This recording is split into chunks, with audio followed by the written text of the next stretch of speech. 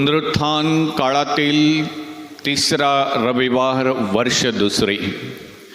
बंधुजन हो, तुम्ही तसेच तुमच्या अधिकाऱ्यांनीही जे केले ते अज्ञानामुळे केले हे मी जाणून आहे.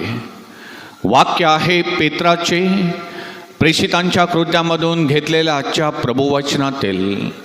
ख्रिस्ताठाई माझ्या प्रिय बंधूंनो आणि भगिनींनो, खून, बलात्कार, दरोडा, बॉम्बस्फोट, दहशतवाद, चाइल्ड अब्यूज हे गंभीर स्वरूपाचे गुन्हे आहेत. केलेल्या गुन्ह्याला त्या प्रकारचे कलम लावून न्यायालयात शिक्षा फरमावली जाते. 18 वर्षावरील जाणकार समजदार सज्ञानी व्यक्तीकडून अशा गंभीर स्वरूपाचे गुन्हे घडले असतील तर त्या व्यक्तीची गय केली जात नाही. केलेल्या अपराधांची, गुन्ह्यांची किंमत त्या व्यक्तीला नक्कीच मोजावी लागते. कोर्टानं दिलेल्या शिक्षेत सामोरं जावं लागतं.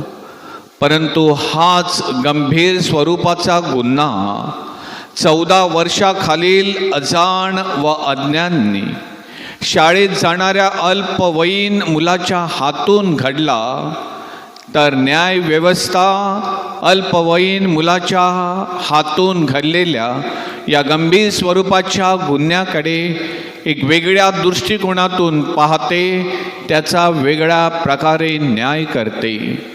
बाल गुन्हेगारांसाठी ज्युव्हेनाइल डेलिक्वेन्सी ॲक्ट आहे. या कायद्याच्या चौकटीमधून शाळेय विद्यार्थ्यांच्या हातून घडलेल्या अपराधांकडे पाहिलं जातं.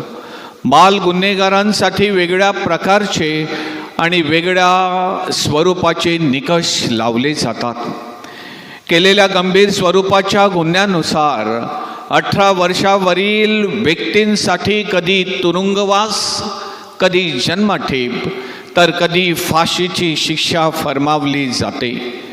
परंतु बाल गुन्हेगारांना, त्या शाळेय विद्यार्थ्यांना बाल सुधार गृहामध्ये पुनर्वसनासाठी किंवा रिहॅबिलिटेशनसाठी पाठवण्यात येतं. मुंबई येथील माटुंगा येथं बाल गुन्हेगारांसाठी डेव्हिड ससून इंडस्ट्रियल स्कूल आहे. या ठिकाणी हे बाल गुन्हेगार ठेवले जातात. तिथं 3 ते 4 वेळेला जाण्याची संधी मला मिळालेली होती. काउन्सिलिंगद्वारे त्या ठिकाणी त्या मुलांना सुधारण्याची संधी दिली जाते. मुलं ही लहान असतात, त्यांच्यात तेवढी मानसिक, भावनिक आणि बौद्धिक परिपक्वता आलेली नसते. बऱ्याच वेळेला आपण किती गंभीर स्वरूपाचा गुन्हा करीत आहोत किंवा अपराध केलेला आहे, त्याचे परिणाम किती महाभयंकर आहेत याची बालकांना जाणीव नसते, कधी भानही नसतं. मागचा पुढचा विचार न करता भावनेच्या आहारी जाऊन स्वतःवर संयम नसल्यामुळे बऱ्याच वेळेला अज्ञानीपणामुळे त्यांच्या हातून गंभीर स्वरूपाचे गुन्हे घडू शकतात. त्यांची ती बाल्यावस्था, त्यांचा तो अजाणतेपणा, त्यांची ती अपरिपक्वता, इमॅच्युरिटी लक्षात घेणं न्यायव्यवस्थेला भाग पडतं.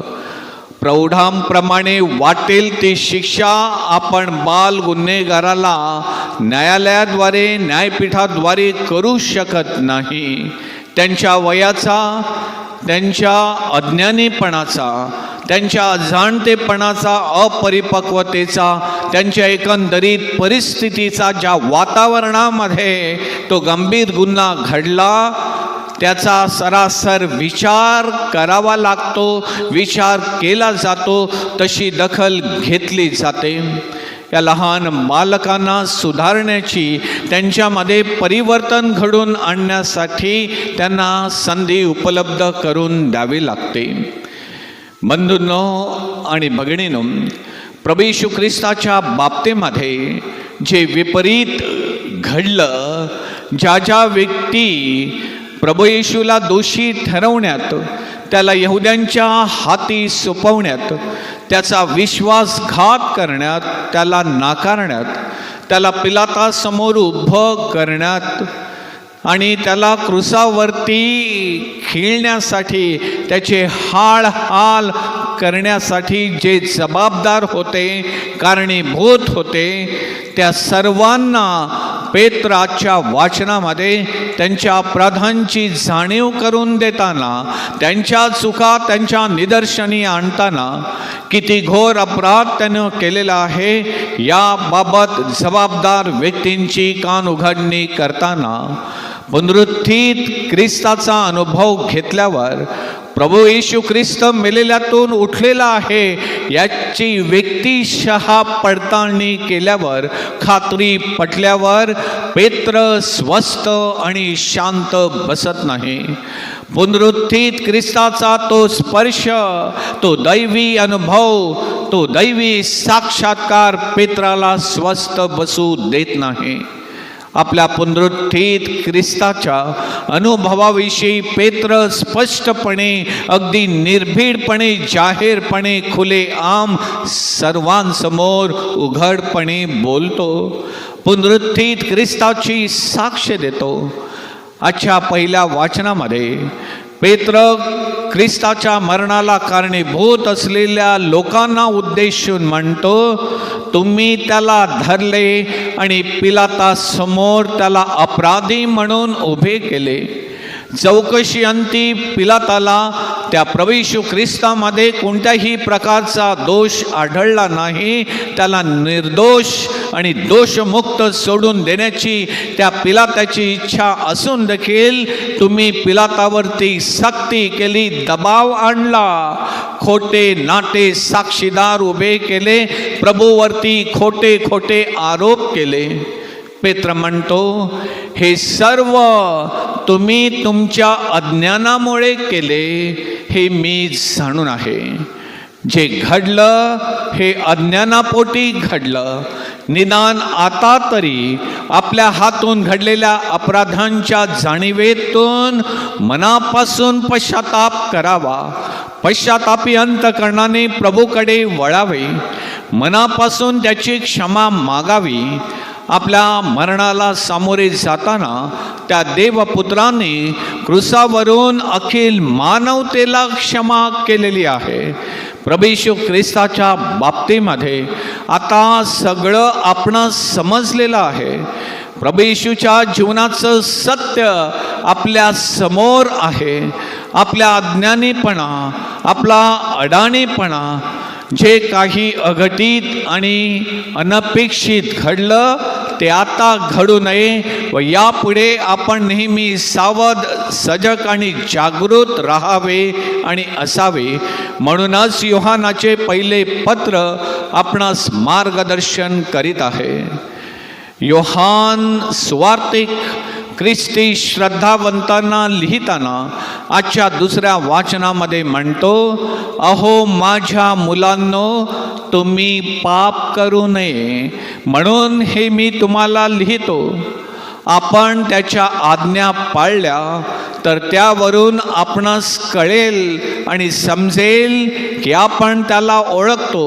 मी प्रभू येशू ख्रिस्ताला ओळखतो असे म्हणून जो श्रद्धावंत प्रभूची आज्ञा, प्रभूची शिकवण आचरत नाही, पाळत नाही, जुमानत नाही, प्रभू येशू ख्रिस्ताला आपल्याकडून हवा असलेला प्रतिसाद देत नाही, योहान म्हणतो तो माणूस लबाड आहे. त्याच्या ठाई खरेपणा नाही, त्याच्या ठाई सत्य नाही, असं आजच्या दुसऱ्या वाचनामध्ये नमूद करण्यात आलेलं आहे. बंधूंनो आणि भगिनीनो, ज्यांना येशू प्रभू आहे, ख्रिस्त आहे, तो जगाचा तारणारा आहे, देवपुत्र आहे, हे माहीत नव्हतं. त्यांच्या अज्ञानेपणामुळे त्यांच्या हातून घोर अपराध घडले. आता आपल्यासमोर प्रभू येशू ख्रिस्ताच्या बाबतीमध्ये असलेलं सत्य, प्रभू येशू ख्रिस्ताचं एकंदरीत जीवनामध्ये या पृथ्वीवरती त्याच्या हातून घडलेली सर्व प्रकारची महत्कृत्ये, त्याची सर्व शिकवण, त्याचा संदेश या प्रभू वचनामध्ये, या पवित्र बायबलमध्ये नमूद करण्यात आलेला आहे. ख्रिस्त मरण पावला, ख्रिस्त जिवंत झाला आणि ख्रिस्त पुन्हा येईल यावर आपल्या बहुतेकांचा विश्वास आहे. आता प्रभू येशू ख्रिस्ताविषयी मला माहीत नाही, प्रभू येशू ख्रिस्ताची मला ओळख नाही, त्याचं आपणास परिचय नाही, आपण त्याला जाणत नाहीत. प्रभूच्या बाबतीमध्ये आपण संपूर्णतः अज्ञानी आणि अजाण आणि अनोळखी आहोत. अशा प्रकारचं भाष्य निदान या आधुनिक जगामध्ये या क्षणाला, या प्रसंगी आपण करू शकत नाही, असं आपण बोलू शकत नाही, असं आपण सांगू शकत नाही. अशा प्रकारची खोटी विधानं आपण करू शकत नाही. तो आपला घोर असा अपराध ठरेल. प्रभूला आपल्याकडून काय अपेक्षित आहे, कशा प्रकारचं आचरण हवं आहे, त्याची इच्छा काय आहे, त्याच्या आज्ञा काय आहेत, हे माहीत असून, हे कळत असून, हे समजत असून आपण जर त्याच्या इच्छेप्रमाणे आचरण करीत नसू तर प्रभूच्या नजरेमध्ये आपण घोर अपराधी आहोत, आपण पापी आहोत. बंधूंनो आणि भगिनींनो, पेत्र या क्षणी आम्हापैकी प्रत्येकाला उद्देशून म्हणतो, तुमची पापे पुसून टाकली जावी म्हणून पश्चाताप करा आणि प्रभूकडे वळा. संत योहान आपणास सांगतो, जो कोणी प्रभूच्या वचनाप्रमाणे चालतो त्याच्यामध्ये देवाची प्रीती खरोखर पूर्णत्व पावली आहे. आमेन.